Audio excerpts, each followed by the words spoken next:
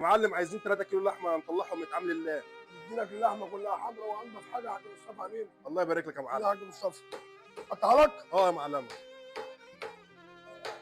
احنا هنعمل اطعام النهارده كبسه وعايزين 4 كيلو رز حلوين كده. في ده ب 24 وده ب 30، بس عشان طالعين لله هسيب لك ده ب 25. الله يبارك لك.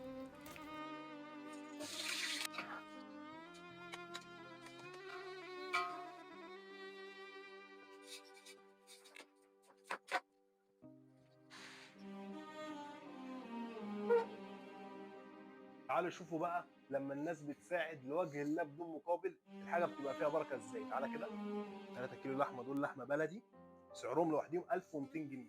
شيل بقى كده عشان الرز حلوين دول، حط عليهم كده شويه دول.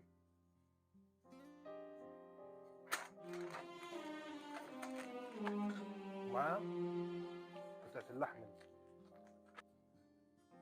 بالشكل ده كده تبقى الوجبه جاهزه معانا. تعالوا نشوف هنعمل كام وجبه.